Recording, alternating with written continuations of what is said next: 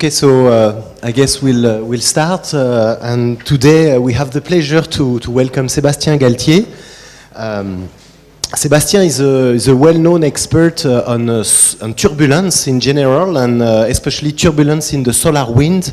So the title of his talk may surprise you, and this is why I invited him to try to have some interaction between the Greco group and him. And Sebastian did his PhD in Nice, then he was hired as a maître de conférence at IES in Orsay, and then he moved to the UK as a postdoc, and now is at the. Am I right? No, I first did my postdoc and then I went to. Yeah. Yes, of course. Sorry, I'm a bit disturbed this morning. And now he's at Laboratoire de Physique des Plasmas, and he got recently the IUF, Institut Universitaire de France Senior. So we welcome Sébastien, and please, and then we'll have some question session. Yeah, sure. Thank you. Okay, good morning. Thank you for this invitation. As you say, I'm an expert on turbulence, but not on cosmology. I will try to be clear in my presentation. I will make an introduction on turbulence because I'm sure that you know cosmology, but not too much about turbulence. But if I am not totally clear, ask me questions. No problem for that. I will mainly present in the first part my a result of the paper published this last December with Sergei Nazarenko. And I also will show you some new results, numerical results made with Eric Buchelin. So for this seminar on turbulence on gravitational waves, it's obviously I need to start with this slide that you know. I don't need to explain this, I think. This is the first direct detection of a gravitational wave with the Ligo interferometer. And as you know, there are now many, several and even many detections. And as you see on this slide, you have theoretically the signal, the space-time perturbation versus time. And from this point to the final result, the merger of these two black holes. And this amplitude is large, but when it was detected on Earth, as you know, it was very, very weak. So this is nice to start with this, but in fact it is not relevant for my talk because the waves observed with LIGO here are too weak to produce nonlinear effects. I mean, negligible nonlinear effects. So what kind of sources are useful for my talk? We can start with black holes, actually. And there are actually several papers about black holes, turbulent black holes. So let me just say a word, but not details. I will not give you details about this paper called Turbulent Black Holes, where the authors were able to do simulations with some models, and they found, apparently, if you read the abstract, they found signatures of what they called the Universe Cascade. I will explain what is an Universe Cascade. So that means excitation of the metric at a scale larger and larger. Actually, there are several papers. The first one was published in this here, and then other papers. And basically, if you read all these papers, the question is, can we talk about turbulence for the space-time metric? And apparently the answer is yes. And I think, actually, all of this activity from 2012 is probably due to, I don't know, I didn't talk with them, but it's probably due to this detection made by the probe, Gravity Probe B from NASA, which actually was able to, during 1 year, to make some observation around Earth and to detect an effect due to general relativity, which is, roughly speaking, is the fact that if we have a body, rotating body, the space-time around this body also turns. So, of course, for a black hole, it's much stronger, and we can even think that around the black hole, we have a turbulent layer. So please go and read these papers if you are interested. I will not give details here. And so this is a possible application, but I think the most interesting applications are the Primordial Universe. And the first case where there are a lot of literatures. It's this phase, this transition phase, which happened, if you see here. So we are now here, and this is the Planck time, and there are different phases, different events. And there is a first transition phase, which is widely discussed in the literature about the electroweak phase transition. But then before that, at this time, it is believed that this transition led to the formation of, to the production of strong gravitational waves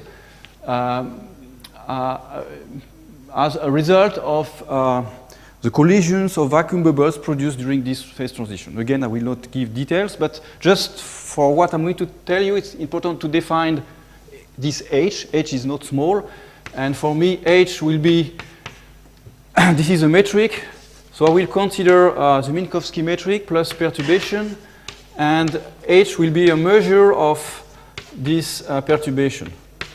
This is my notation, but classical notation. So we can believe that this is, an interesting application, because if we have these strong gravitational waves, we may have some nonlinear effects. The other example is even before. If we go at Planck time, just to evaluate, to have an idea of the initial condition from which we can apply general relativity equations. If you, this is a well-known also, I think, a result. If you use this relation, the Heisenberg uncertainty principle, and you try to evaluate the perturbation H, this is not the Planck constant, this is my H here. If you try to evaluate H by using this, by using the fact that the length scale is like the Planck scale, the speed is the speed of light, and the mass is the Planck mass, and after some calculation you arrive to this formula which gives you basically 1. Okay, so we may think that we start initially with H of order 1, so it's even stronger at that time. So I will, at the end of my seminar, I will come back to this picture, and I will try to give an interpretation of the results in terms of these initial conditions. And of course, all of this is all of this physics happens in a period of time where we had presumably inflation. And I think you know why inflation is important. If we think in terms of inflation, we can explain why the CMB is so uniform at large scale, with the temperature given there. But what I would like to emphasize here is that, in fact, the mechanism in itself is still discussed, I think, and there are some questions, and even in these two papers, there are, according to what they say, they use the Planck data to explain that, well, it's not clear if even the inflation can explain seriously the data. I will not enter in the debate, but just to know, there is the question. And finally, I will show you the Planck data. When I was at EIS, I think I didn't imagine that I will show one day in my talk this data. I was in the solar group. And so this is the Planck data, and you see these classical pictures, this inhomogeneity of the signal. And the point is that we always think that, of course, if we have inflation before, obviously we have this homogenization. But in fact, for the gravitation, I don't think it is so true, because if there are a lot of perturbation, clearly this gravitation was not thermalized. So this is clearly an important ingredient that we have to include, I think, in the description. Okay, so I will go now to the equation. So I need the general relativity equations that are reminded here with different terms. On the right-hand side, you have this energy contributions that will lead to this curvature of the space-time. You have different terms here. This lambda, the cosmological constant, for me lambda, I have to write it here, lambda for me will be always equal to 0, okay, I don't need to introduce that. And then you have these terms, Ricci tensors, where you have many nonlinearities. Basically here you have 10 nonlinear partial differential equations, local equations. So if the perturbation is strong enough, because it's nonlinear, we may expect some turbulence. And this is the goal of my seminar, to explain what are the properties of this turbulence. But I will consider, first of all, weakly nonlinear systems, and even before that, I need to define the linear solution, to remind you the linear solutions. So as it is well known, if we start with this metric, with small perturbation, if we linearize the equation, we get, and if we consider lambda equals 0 and we consider an empty universe, we get the solutions, the gravitational waves with two polarization. For my talk, I will only, actually, I only need to introduce this polarization, as you will see later. So basically, this picture means that if you consider, so here you have dispersion relation, if you consider a wave vector going transverse to the plane here, and if you have masses along a circle, if h is like 0.5, you have a deformation of 50%. Okay, so this is a picture that you know. Now I'm going to talk about turbulence, and I will do this introduction because I'm sure that you don't know very much, as it's not a technical introduction. But just to remind you if you know that, or just to give you some new information. If you know a little bit about turbulence, at least you know, I think, the Kolmogorov spectrum. So if you have water, for example, you make measurements in 2 points. If you assume that the turbulence is homogeneous statistically, that means the statistic depends only on the distance between the 2 points. So you can measure that in a physical space and go to the Fourier space. And for the energy, you take the diagonal part of the velocity tensor, and you get something which can be measured here, and you get in this log k minus 5 solve. This is well known result, and you have here several decades, a lot of things about that. This is in 3D, okay? And the mechanism is the following. We have an excitation at large scale, so at small wave number, transfer with a constant flux, and finally dissipation by viscosity, okay? This mechanism. Now, if we go to 2D, the situation is different. This is a simulation with boundary conditions, periodic boundary conditions, and in fact, the mechanism for the energy is different.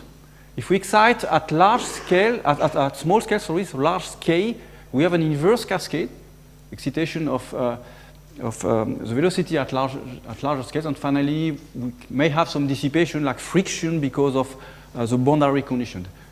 So you see here the vorticity, and clearly you see that the process is actually slower and slower. This is important information. And we have bigger and bigger eddies.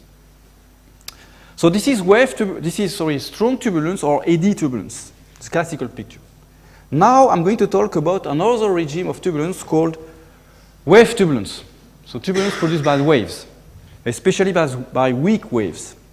And in this situation, we can actually do, for theoreticians, it is interesting because we can develop a theory and get results, analytical results. So basically, if you are interested, I recommend this book, published 7 years ago, or if you even want to go further, you can go and read this book, where you have different chapters, and one of them is about astrophysics and basically plasma physics. And you can even look at my review here below. So what are the main points that you have to know about wave turbulence? There are actually good news and bad news. The good news are the following. We can, in this system, because we have a small parameter, which is actually the following thing. You have a small parameter epsilon, which is a measure of the ratio between the wave time over the nonlinear time. And we use this small parameter to develop this theory and get actually this natural asymptotic closure. So this was discussed in the 60s. And the good news also is that when you get these equations called kinetic equations, we can even get exact power solutions of the system. So that was done by Zakharov especially. I will come back to this point later because we can, in gravitational wave turbulence, get also these solutions. The bad news are the following. Well, we like to have an initial range in wave number. And if we go, for example, to small scales, like in MHD, this is the example, we find a limit of validity of weak turbulence. Because actually this parameter, if you develop, generally it depends on K. So finally, you go to strong turbulence. So this is limited. The other bad news is that if you do experiments, for example, you have boundary effects. So it will affect the statistics. So you will not recover exactly the prediction, but some of them, and then you have new questions. So this is also interesting to make this comparison. And for DNS, we have some limitation because by definition, DNS is a discretized simulation. And the discretization can lead to some effect also. So, and this is mainly what you have to know. And here, I have a nice movie. So open your eyes, but not only your eyes. This is wave turbulence. You can produce turbulence with a metallic plate here. And if you do that, if you excite at low frequency, then you can produce a parallel spectrum which is comparable to the predictions. There are some differences, but there are some also convergence to the prediction of wave turbulence. So you can do turbulence with waves, okay? Not only with eddies. This is the message. Now, to conclude my introduction, I would like to explain a little bit why we can arrive to this closure with this small parameter. For that, I'm going to use general equation, like Navier-Stokes or MHD. So U is the basic quantity. You have a linear operator. For example, if you take water, incompressible water, you don't have waves, so you have, for example, to put rotation, and then you can get what we call inertial wave turbulence. So imagine that this is just axis of rotation there, and then you have nonlinearities with a small parameter because of this assumption that we have small waves or strong rotation, for example. Then we go to the Fourier space, and we decompose the field A in two parts, amplitude plus phase. And we have this assumption, and this is crucial because of this small parameter here, then we can imagine that if you look at the system at large time, for large times, then basically if you write the equation, then you get an equation for this amplitude there, but you have here a combination of frequency, and for T large, then basically you get 0 because of this average. Okay, but you may have some contribution if actually this terms is 0. And that's this solution is called the resonance condition. For that, you also need to compare with, to include this relation between Kp and Q, which is due to the fact that here, I don't know if you're familiar with this kind of equation, you have a quadratic nonlinearity here, and your Fourier transform gives you the convolution product of this Fourier fields. And then, okay, so this is a condition of resonance conditions that you have to solve to check if your system gets solution. And then you go to the statistics, and then as you imagine, you have this problem. This is just don't read in details, just to explain. You know that if you have a nonlinear system, you write an equation for the second order moment, then you get next order, third order moment, and so on. The point is that in the development, what we do at some point, we use this time scale separation, and we integrate over the time for a very long time, and that gives you this closure. Okay, you don't need more about that for my talk. And at the end, you get this kind of equation where you recognize here the resonant condition. This is valid for the resonant condition. Okay, so now I come back to the problem. So this gravitational wave turbulence, I still assume that we have the metric equals the Minkowski metric plus perturbation, small perturbation. Lambda is 0. I only consider the empty space, and then I develop the equation. If I do that, actually I have the linear term, of course, and the first nonlinear term is a quadratic term. Actually, if you do that, you have also a cubic term and a quartic term. But because we are going to do this development in epsilon, we will of course stop at we just keep the first, the main term, nonlinear term, so the quadratic term here. But in fact, you don't need to solve all the system, because if you look at carefully the resonant condition, you work on this equation, you can prove that for this particular situation, you don't have a contribution at this level. So that means, in my language, that arm nu2 is 0. So that means you need to go to the next level in your development. So this is the first result, because this is important to know that a priori we have this nonlinearity, but in this case it is not the same. It's not the case. So we have to go to the next order, but then if you go to the cubic term, it's even more complex. And so we have decided to try to simplify the problem, and fortunately we found this paper by Haddad and Zakharov, published in 2014, where they proposed and they analyzed this solution. So they proposed a metric, diagonal metric, with this notation for what we call the Lamé coefficient, and they proved that this system is compatible. So I'm going to explain what I mean by compatible. But here, if you define the metric, you have to solve the equations. So R mu nu equals 0, and in fact,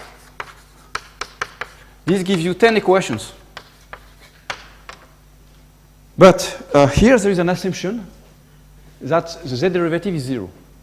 So actually, in these 10 equations, because of that, you get only 7 equations, but still 7 equations for 4 variables. So the main result of the paper, it's a theorem which explains that this is compatible. That means you can reduce even reduce your system to 4 equations with 4 variables.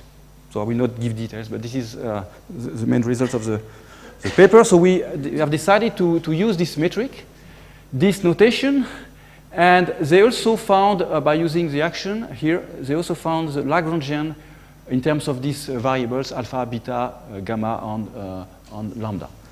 And you can recognize, at least for, if we linearize the system, that means in my case, alpha equals beta equals gamma equals 1, lambda small, you get this many this contribution, and you can even find the solution that is classical solution for waves. So you get basically a wave which corresponds to the diagonal part of the metric. That's why in my introduction I just talk about one polarization. It is the minimum that I need for doing wave turbulence. I need one wave, at least one type of wave. So this is the framework that we have used for our analysis. So now we have nonlinearities, and we can get the Hamiltonian and get the equation. So I will not give details, but finally, if you do that, okay, before there is one comment. So this is just, if you want to know more for the theorem, which is there, they used, so they have to explain that these 7 equations are compatible with the assumption. So basically, they use this action. Well, so there are some development, but this is not so important. A technical point here, when I gave my seminar 2 weeks ago at LUT Laboratoire, one question was, have you checked that the force, the Riemann force order curvature tensor is not trivial? So, no. So I have checked, so the answer is yes. No. So that means actually the result that I'm going to show you is not due to the choice of coordinates. So what are the results? So we did the theory. From the Lagrangian, we did some calculation, and we arrived to the Hamiltonian. And for that, well, there are some details that I will not give you, but you see that it's a big thing. I mean, and A here, where is A? Here is a combination of, we are in the free space, of lambda, in fact. And so there are many, many contributions, and we were able to actually develop all of that and check that many of them are 0 by symmetry. So finally, at the end of this long computation, we arrived to a classical equation for this kind of problem called wave turbulence. This is the classical equation. That means for any problem, like for example, the vibrating plates, this is the same. You have so cubic nonlinearities, and you get the same equations. Where I would say almost the same, but there's a slight difference. But I mean, this is the same form, and you have, of course, you have to adapt T. So in my case, T is this. It depends on W, which depends on Q, which is written like that. So the good thing is that when you arrive to the classical equations, then you can do the classical development and get by symmetry many things. The important information there is that, in fact, in this system, if you remember, for quadratic nonlinearity, I say that we have a relation like this. This is called, we call that triadic interactions. If it is cubic, then we arrive to 4, so this is called also 3 waves, 3 wave interactions. If it is cubic, it is 4 waves. That means basically you have, if you write it, okay, you have a mixture of the phases. And so it is a 4 wave four-waves processes. That means in this case, in my language, it is written, I have changed the notation, but it's K1 plus K2 plus K3 plus K4 equals 0. You have to solve these kind of things. If you do that, there are many possibilities, but well, there are several possibilities, and especially you have this possibility. Symmetric case, K1 plus K2 equals K3 plus K4, or asymmetric case, K1 plus K2 plus K3 equals K4. We have shown that in our case, this is by symmetry, this kind of contribution is not present. This is important. This is what I've written there. This is important because it gives you another invariant. Because it is symmetric, we have an additional symmetry. We have two invariants, energy and wave action. This is not the case here. And for example, for the vibrating plates, we don't have this, symmetry. So we only have one invariant, energy. So there is a difference, for example. So at the end, here we have this big equation. We can find by using this Zakharov transformation the exact solution. And we can prove that the flux is positive or negative, and the solutions are written there. So here now I'm going to assume that my problem, we have many waves, and we have the problem is isotropic statistically, and we get the solution, which is a 1D spectrum like this, so a flat spectrum for the energy here, with a direct cascade, and an inverse cascade here, flux, negative flux here, with the solution K minus 2/3. So this is the main thing, and actually the fact that we have this solution was, if you think about the problem initially, it was not obvious, first of all, because we expected to have, first of all, these quadratic nonlinearities. Then we came to this, but we had to check this, the absence of that. So this solution, which is very important for my interpretation at the end, it was not obvious at all at the beginning. So we need many times to develop this, find the solution, and you may think, well, I believe you, but maybe it's wrong, or I don't understand precisely the physics. So to answer this comment, I have one slide. I can do the same I can get the same result in one slide without big computation. So for that, you know a little bit turbulence, but this is a classical way to describe turbulence with a phenomenology. So we have here the basic equation, so that means this is a statistical quantity, the moment to the second order moment. And we have to go to the next order because there is no three waves, so we go to this point. So the development means that we have this kind of nonlinearities with epsilon to the fourth. Epsilon is my small parameter. If I use the information that I know, this wave time is 1 over the frequency, and the nonlinear time is given by the cubic nonlinearities. It is L over H, fluctuations, times C. And the cascade time, that means the time that you need to wait to develop the cascade, the wave turbulence cascade, is given by the gravitational wave time, but times a factor which is 1 over epsilon to the 4. That means you need to wait a time much longer than the times that you have basically initially. So you can rewrite that like this and develop this phenomenology. So now for the phenomenology, here, this is a classical one, like for Kolmogorov, to get K minus 5/3, you do the same. You have some power law here, and you say that, okay, let's take the energy. We have a direct cascade, okay? And, okay, we consider a special wave number. And we say that to describe the physics there, we need to know basically what is going on around this value of K. And so the flux is going to the scale a little bit larger, and then it is flowing at smaller scales. And basically we say that epsilon for given scale is given by the energy at this scale. So this is not the same epsilon. This is a small parameter. This is, in LaTeX, it is var epsilon. This is epsilon. And usually this is the notation. So this is at this scale, so we can talk about K or L, but basically we use this notation. So this is the cascade time here. And then we say that E of L, this is a phenomenology, is evaluated with this relation, the spectrum times the wave number. If you do that, this is a very classical method. If you do that for Navier-Stokes, you get K minus 5/3. So finally, if you do that, you get, for the energy, a flat spectrum, and for the wave action, the good scaling law, minus 2/3. Okay, so now I'm going to summarize my result in one slide. And I will use the classical notation that I can find in the literature in cosmology. That means the spectrum for h squared. So the scaling are different because I have changed the quantity. So if you have a forcing, I will interpret the forcing, the scale later.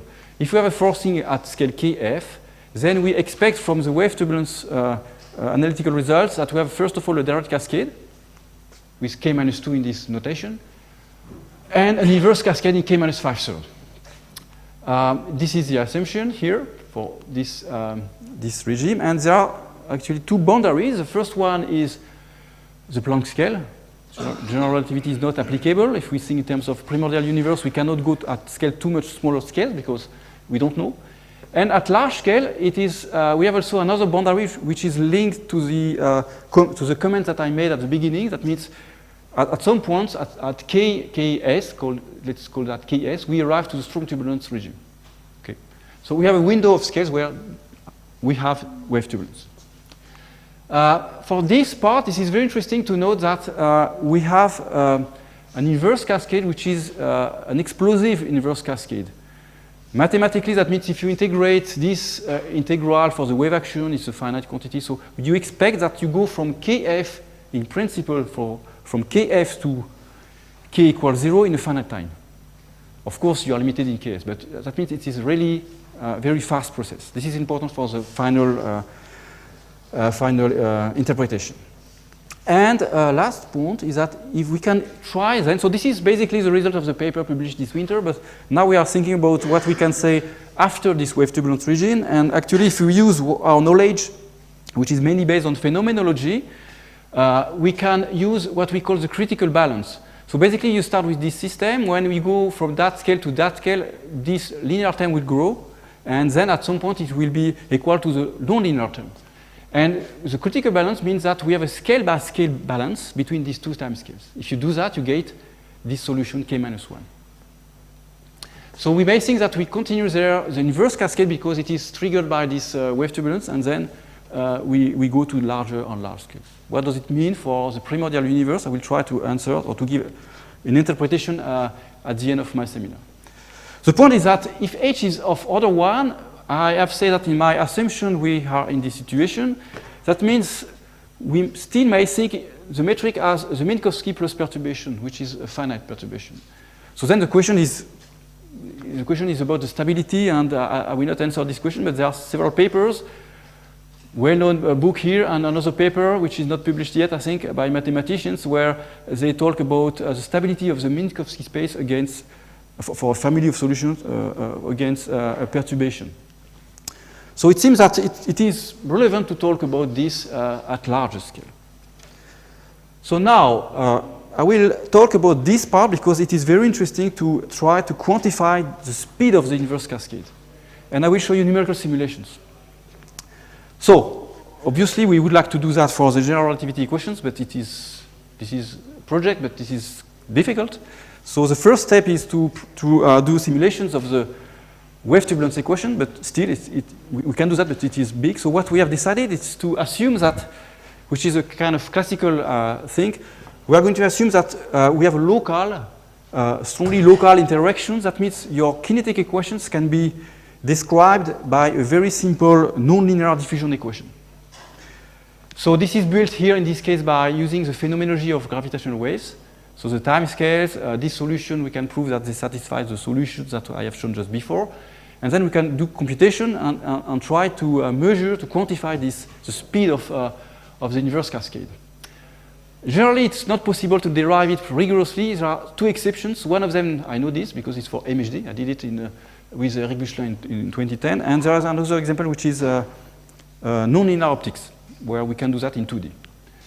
But generally, it's too complex, so you do phenomenology. And when you have this kind of equation, which is well known in nonlinear physics, we may expect some self-similar solution. That means for the inverse cascade, for example, for a direct cascade, that means we expect that we have a power law which is conserved when you have this direct cascade. So for the inverse cascade, we may expect the same behavior. And if we do this, if we make this assumption, if we assume that the solutions that will be for my inverse cascade, the solutions that I have shown, then at the end we expect that the front will go at this speed. So T star, which is the finite time that the system needs to arrive to k equals 0, minus T to the power 3. So I will just explain what it is precisely and what is the main result. Okay, so this is a simulation of the diffusion equation, nonlinear diffusion equation. We start, this is nk versus k, log. We start with this initial condition. This is a decay simulation. That means I do not force the system. I just consider at one time t equals 0 this spectrum. And then we have this, clearly this accelerated inverse cascade because the time difference is the same for between each curve. And so we have an inverse cascade. The power law is actually, if I plot the same times, the spectrum times k 2/3, I get a flat spectrum. That means indeed the solution is found. Maybe there are some very slight differences, but it's negligible here. And then to measure this, the speed of the inverse cascade, what we have done is to decide to fix a value for the plateau here, and to follow the front. So that's going to be k versus time, and this is k versus time in log ln. And you see that it goes to a small value, and because we have 12 decades, which is large enough here, we see this sharp convergence to this point, which can be defined as T star. And finally, this is just for people who know turbulence. This is just to show that the flux is negative, so we indeed have an inverse cascade, but it was obvious here. So now we have T star. We may find actually different points around T star, and we can try to check the solutions that I have previously shown, and this is done here. So my T star that I have shown corresponds to the orange curve here. So we go from this time to this time because it is T star minus T. We have a log plot. You have a power law, which is indeed to the power 3. So that means my inverse cascade in this system wants to follow this law, which is actually faster than an exponential law. Okay, this is important for the final interpretation. Okay, so we have this information. Now I'm going to the interpretation. So this is the final part of my talk. Just to summarize, here I have a scenario where I consider the general relativity equations in the empty space without lambda. If you do that with a standard model, nothing happens. The universe is static. So what I'm going to show you is that you have a very complex dynamics when we consider the nonlinearities. So now, this is a possible interpretation. I do not claim that it is like that, but this is, I think, interesting to think about this interpretation. So let's assume that we have a forcing at ki here, and let's assume that we are just a little bit later than the Planck time. A little bit later, that means just sufficient. You assume that, I mean, if you take the Planck time, we know that general relativity can be used, but well, is there also quantum effect? So if you just wait a little bit, then it's probably better. So let's say that we are also at a scale a little bit larger than K Planck here. So I will not consider that, just to remind you that we have a direct cascade, but I will describe this inverse cascade and the consequence of this inverse cascade. So in this metric spectrum, we have a K minus 5/3, okay? This is the solution. Now, the question is what happens then if we have this strong turbulence fusion? Well, according to the phenomenology, we may have some inverse cascade, and according to the critical balance, the scaling should be K minus 1. So H is of order 1. Now, what I'm going to tell you is based on experience that we have in turbulence, for example, in nonlinear optics, where when we have this inverse cascade, because of the flux here, we have actually what we call a condensate. So at small k, we have a condensate. And then the question is, first of all, what do we have here if you have a condensate? If we still have the flux, then it will be larger and larger. Then there is a question, what is the interpretation of this condensate? And we arrive to this idea that it should be interpreted as a cosmic factor that I call here RT. Because when you take k equals 0, basically this is just the average of the metric, in fact, maybe squared, but you measure, you have an indication of the metric amplitude, and because I have said that we start with 1 plus fluctuation of order 1, if we are able in simulations, then we need general relativity equations, and if we have this condensate here, then that means actually this factor is getting larger and larger. And according to what we know in nonlinear optics, we know that this is an explosive increase, like the law that I have shown, t star minus t to the sum power. So this is the conclusion actually of the seminar. I mean, according to this interpretation, that will mean that here we have a nonlinear mechanism that could give you inflation due to this nonlinear effect. So, I mean, the main information is that we don't need actually mass to produce this, except that we have this fluctuation there at some small case, but fundamentally the process is due to nonlinear physics. And if you are interested by this comparison, you can take this paper, look at this paper by Dyachenko et al., and, where there are simulations, theory and simulations. Of course, this is an interpretation, and maybe it's wrong, but this is the logic picture from turbulence. And I can even go further and talk about intermittency. And if I talk about intermittency, we know that in turbulence we have intermittency. What does it mean, intermittency? Intermittency means that locally we have strong gradients that will affect your statistics. What does it mean here? If we have strong gradient of the metric locally in space. So again, I mean, this is speculative, but this is just for the discussion. In this case, strong gradient, I think it means black holes. So that could be, this is speculative, but that could be, intermittency is a source of, because it's primordial black holes. So, well, this is a picture, the final picture here, and with this, idea of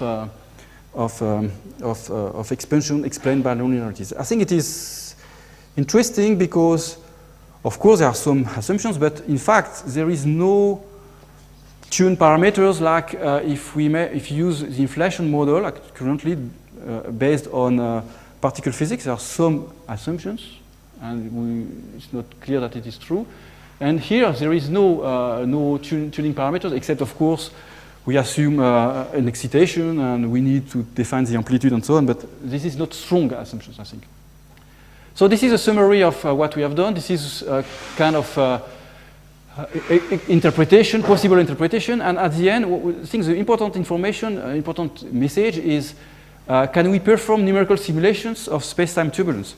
Here, in my situation, I don't need to consider a body like a spherical body. I just need to consider a box, periodic box. We can even use a Haddad and Zakharov metric. That means that we have a simplified system, and we can do simulations. And in principle, I think it's easier than the full system with some bodies.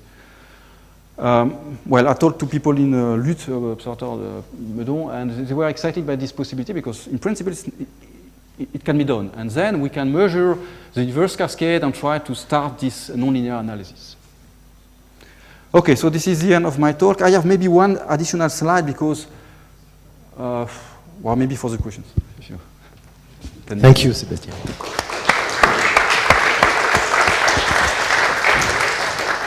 I'm sure there will be plenty of questions. And also, I need your feedback because this is my second seminar with cosmologists. I don't know if there are so many cosmologists here, but I mean, I need feedbacks just to try to answer these the questions that you have. Please, Greco improve people, the scenario. ask questions. It is completely wrong, and you have to tell me it's stupid and forget it. But. Guillaume? Okay, I can ask a first question. For me, there is something problematic. It is the gauge invariance of the results, because in general relativity, it's not enough to study the metric or the metric perturbation. For instance, if you go to harmonic gauge, you find that all metric components obey wave equations, and so you have the feeling that you have 10 waves propagating in GR.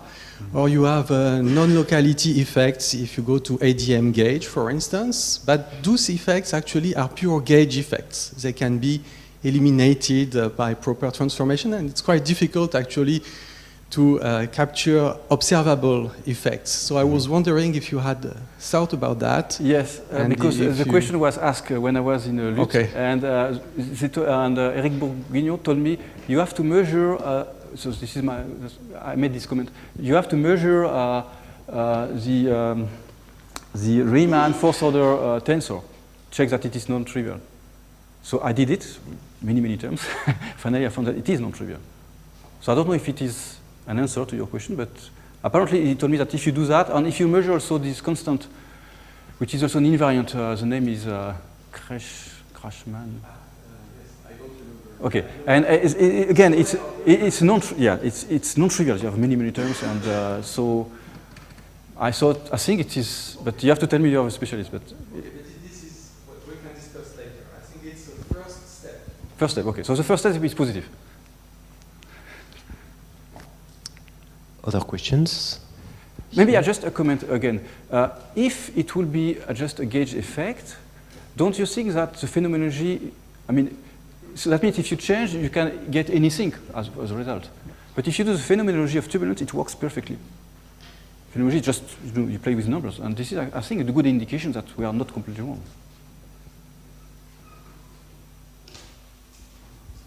Thank you. I found very problematic your interpretation. It's not a question of turbulence. Of course, we know turbulence exists in nature and in the space, in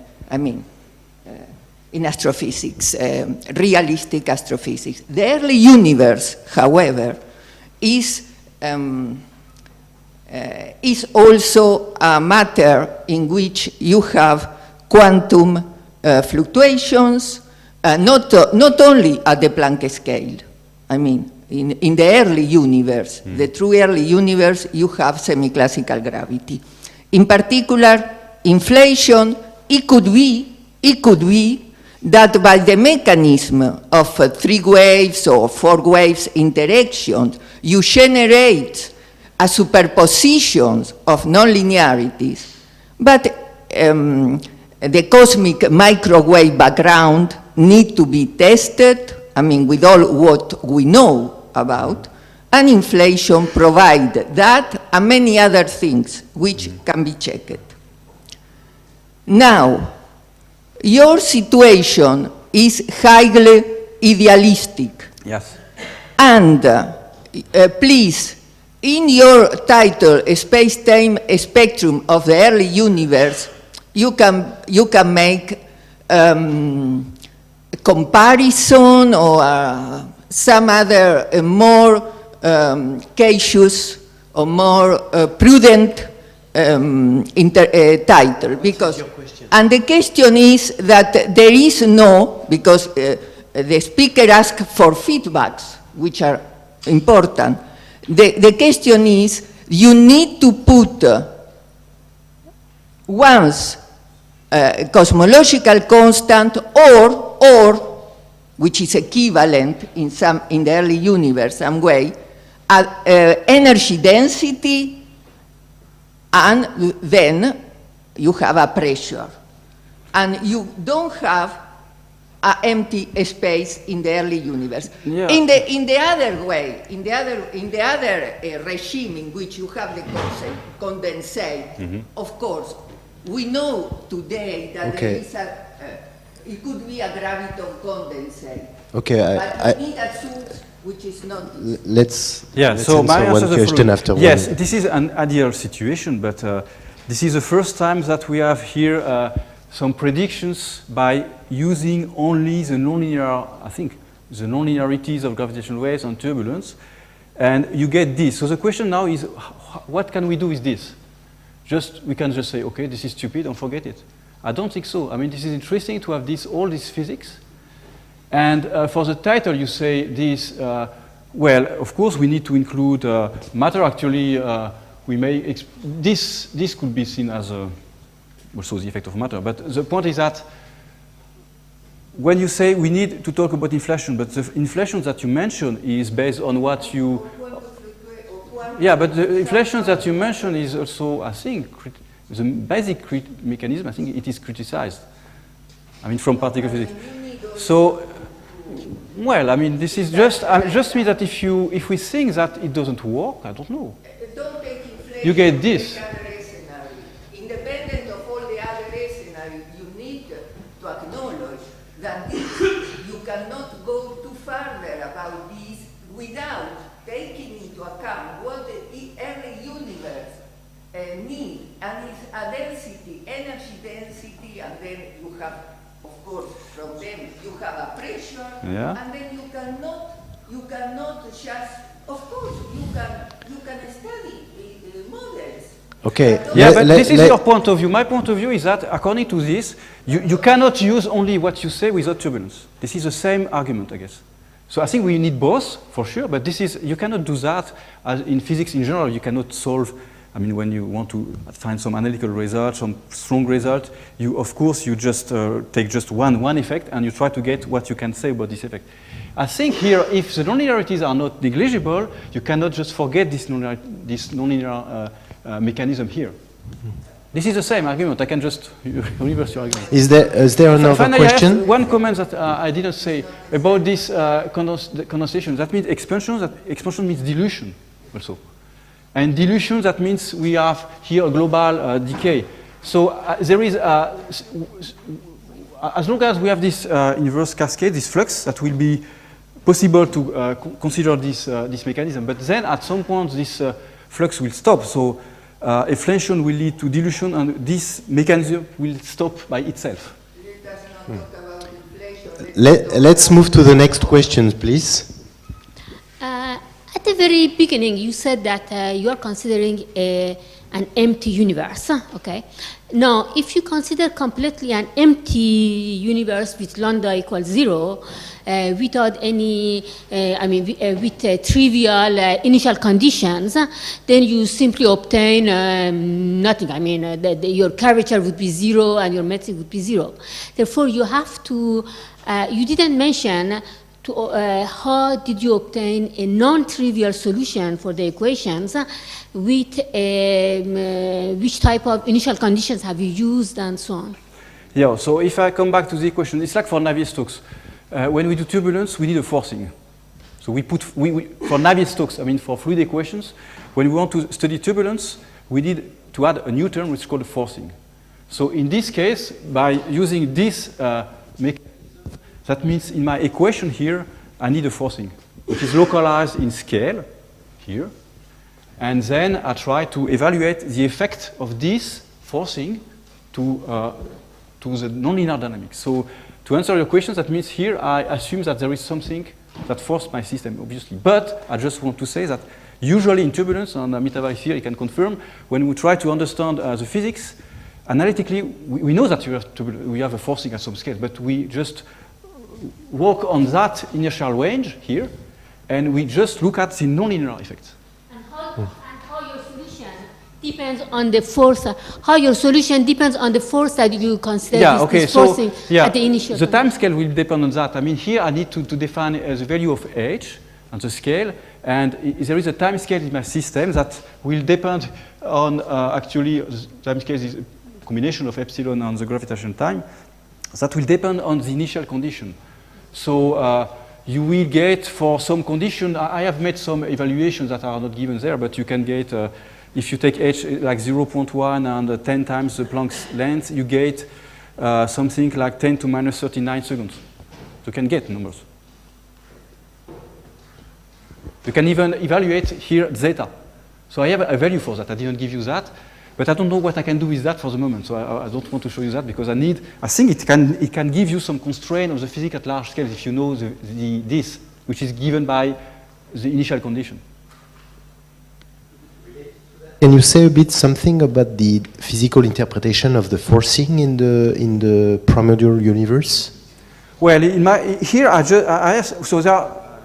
introduction, I said, okay, collisions of vacuum bubbles could give this gravitational wave, so it can be a source. In my case here, I assume that these fluctuations, it's quantum fluctuation, but these fluctuations can be felt as, in my system, as forcing at small scale. So this is basically, this picture is taken from a quantum form.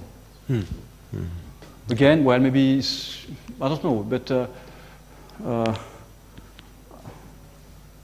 it's possible source for the system. Any more questions? Yes, Patrick? There's just one thing I'm not sure I got it. I'm sorry I arrived late because of strikes. I had the feeling that you said the initial conditions, like, okay, you put this initial spectrum, and in a very special solution, in such a way that the second order Ricci tensor vanishes, and then you try to conserve that through time. I'm not sure I got it. That's that seems to be a very special and fine-tuned solution. That's why I'm asking. I suppose that's not the case. No. The thing is that we have to solve this relation. Okay, in three ways. We have to solve this relation plus, you know, the relation for the frequency. Okay. That would be your initial condition. It's not initial. This is the nonlinearities. The nonlinearities tells you that you have, I mean, for wave turbulence, the solutions are valid when you have this resonance. So for me, it's not an initial condition. This is just the physics that tells you this. So you're saying that the system is going to be naturally driven to there. If I start with anything, any kind of spectrum, I will end up with this. So maybe this is, for you, this is initial condition. This is my initial condition. This is much smaller than 1. Okay. So this is my initial condition. Okay, right. In terms of forcing, we need to satisfy something. So then, the nonlinear analysis tells you that you have to solve the system, first of all, for the quadratic nonlinearities, and we can show that there is no solution. Mm-hmm. So you go to the next order, and we have to solve the same type of, and for which there are solutions. But isn't it because you have set a very specific solution for the metric? No. You were mentioning this Sakharov, whatever. The assumption behind this is just, well, it's just, where is it? This. What I'm saying is that usually this is my assumption. This is my assumption.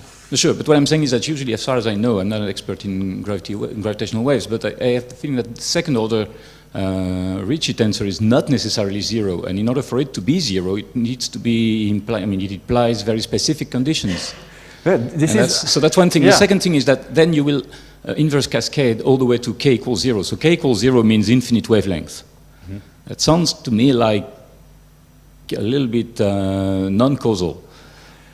Okay, I mean, you will need to be having a velocity which is essentially infinite to populate this k equals 0 state in a finite time if you start with something which is with a finite momentum. Yeah, okay. So if you look at this, it's k equals 0 but a little bit larger. But just to come back here, this is my initial assumption, okay? So that means small but not too small to consider nonlinearities. And then you have this kind of, I would say, constraint that you have to solve because of the nonlinearities. Now, for what you say, so k equals 0, that's another thing. K equals 0, it's always a... No, I understand it's an approximation, but if you want to populate... I agree that, in fact, what we can also say that for k equals 0, so we may have the beginning of condensation, but for k exactly equals 0, that means you have... This is the average effect. I mean, k equals 0 is infinity, but also the average effect of your dynamics here. And you may have, in this case, some non-local effect, which could be due, indeed, to maybe, because we are strong turbulence, to this metric. Where is it? Arminu 2. But I have to say something else. Okay. I have to be more precise. So here, R is, there are different terms, okay? R1, R2, and so on. There are even R4, okay? So forth. Mu nu for each term. Now, when I do weak turbulence, I just take this one, I show that it's not relevant, so I go there. But when it is strong turbulence, for that part, all of these terms are of the same order. Including so all those you forgot as well. Sorry? I mean, you have to resum the whole thing all the way to infinity. Yeah, but the thing is that this term will not give you an inverse cascade. The inverse cascade will be given by that. it will not be given by that, not by that. So I So, would tend so to believe that thinking- therefore the end of your curve with this, as soon as H is of order unity, basically you're done. You have to Well, stop there basically, because when then the you go to non-linearity are going to enter the game, and that's just usual GR in a specific situation. Yeah, from you have this red line here Yeah. on the left. All of that is strong wave turbulence. So you may consider each. Well, what I'm saying is that below this scale, Yeah. it's not strong turbulence, it's something else altogether. No, it is strong because you have to take into account all the extra terms which are not mentioning, because now This eta one. Yeah, H but- is of order unity, so that's, you have to take the whole terms in general But it's- relativity. I mean, still, you have when you are in critical balance, you are in a situation where the wave time is of order of the nonlinear term. So you still have waves, but now the waves are going from that, and you have nonlinear terms which are of the same magnitude, because Yeah. H is of order 1 in this case. Absolutely, which is why So you have indeed these terms, but this is a phenomenology. You still have, it is strong wave turbulence actually. So you still have waves, you still have to think about waves, and it is still turbulent because H is not negligible, it's even larger than before. So this is the picture. Now for the condensate, this is true that it can be more complex, but this picture is taken from, especially from, for example, Diachenko et al. In this nonlinear optics. We have the same, well, the same. There is just one kind of nonlinearities, but we have the same kind of, roughly speaking, the same physics. But the point is that when this is valid, all these terms are of the same order. So clearly we need the other terms, but we don't need for the phenomenology to details the form of that because they are of the same order. And this guy gives you the inverse cascade, so I keep this term. I mean, this is, look at this paper, Diachenko. Yeah, sure, I agree.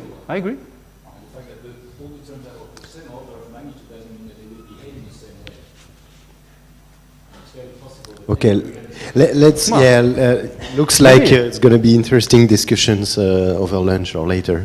Thank you, Sébastien.